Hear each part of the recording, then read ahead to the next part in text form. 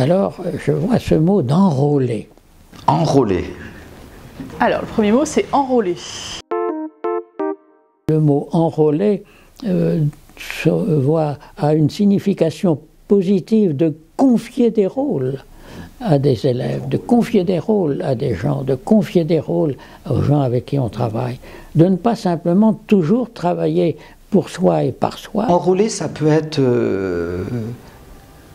emmener dans le rôle. Enrôler, ce serait mettre dans un rôle. Et ça, c'est quelque chose que je ne pratique pas avec mes élèves. J'essaye au contraire que ça sorte d'eux. J'ai essayé de montrer dans l'éducation les centaines, les milliers de rôles proposables, aussi bien de la maternelle jusqu'à l'université, pour organiser, pour mettre en situation qui soit justement drôle, qui soit agréable, qui soit coactive, coopératrice. Enrôler. Enrôler. Enrôler, c'est avoir un rôle. Nous, on est étudiants. Les professeurs, c'est les professeurs. Et donc, il faut qu'il y ait une limite entre les deux. Il faut que chacun sache qu'il... je sais pas. On pourrait l'apprendre de deux façons. Est-ce que l'école demande un rôle à chaque élève et donc les met dans un rôle, ou est-ce qu'elle est respectueuse de ce qu'ils sont et de ce qu'ils peuvent être? Le rôle, justement, c'est pour permettre la réciprocité. Chacun a quelque chose à apporter, et je me souviens, dans ce que nous faisions pour des écoles maternelles avec des inspectrices et des directrices d'écoles maternelles ou des institutrices, nous cherchions les rôles à donner à des élèves.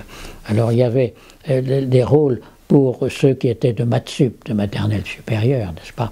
On leur faisait proposer d'être réveilleurs en douceur.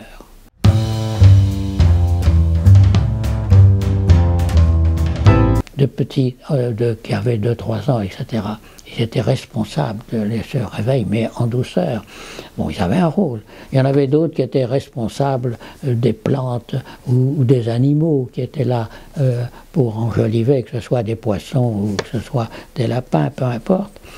Leur donner des responsabilités, leur donner une trame, et que là ils deviennent responsables des savoirs qu'ils veulent prendre, ce qu'ils ont envie d'apporter dans leur cursus, dans leur formation, les savoirs, les compétences, les expériences. Donc là, oui, donner des responsabilités, ça me parle beaucoup. Si c'est donner des rôles aux élèves enrôlés, ça suppose qu'avec 30 élèves, on arrive à vraiment faire une démarche, comment ça s'appelle déjà, pluridisciplinaire. Je trouve ça excessivement difficile, et puis plus j'enseigne, plus je m'aperçois que j'aime le nombre. Je déteste avoir 5 ou 6 élèves en cours, j'aime la masse, j'aime la classe. Le rôle, le découvreur des cagoules perdues, ça nous avait ébloui comme image et comme possibilité. Mais là encore, c'est plus facile sur ce terrain simple de dire rapidement qu'il y a des rôles. Il y en a des centaines de rôles possibles. Et donner justement à chaque enfant, par le fait qu'il a un rôle, le sentiment justement qu'il existe et donc qui se prend en main. Dans l'école, c'est la personne qui se construit.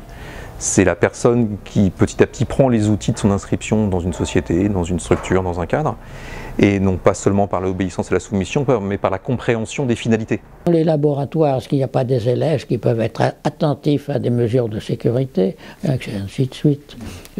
Donc, encore une fois, il y en a des centaines. Alors, je ne peux pas faire autrement que de renvoyer les gens à les lire, mais en même temps, le fait qu'il y en ait des centaines fait que les gens n'en prennent pas du tout. Comme je sais très bien, le système très français, très habituel et très enseignant, on leur présente une innovation importante, ou on leur présente une variété de choses possibles, tout le monde bat des mains à condition de n'en rien faire. Oui, c'est ça, c'est faire rentrer dans le rôle, c'est faire jouer. Des rôles, oui, des rôles. Et la vie est un théâtre. Et c'est ce jeu du théâtre et l'importance du théâtre actuellement. Je suis ravi de le voir, comment il se développe. J'ai plusieurs de mes petits-enfants, justement, qui font du théâtre dans leur lycée et autres. Et effectivement, ils sont aussi des enfants assidus à leur travail et autres, mais ils ont besoin d'avoir cette représentation. Là encore, penser et représenter, rendre les choses présentes, c'est aussi le mécanisme du lien entre abstraction et concrétisation qui doit être permanent, cette mise du contexte, toujours cette contextualisation créatrice indispensable.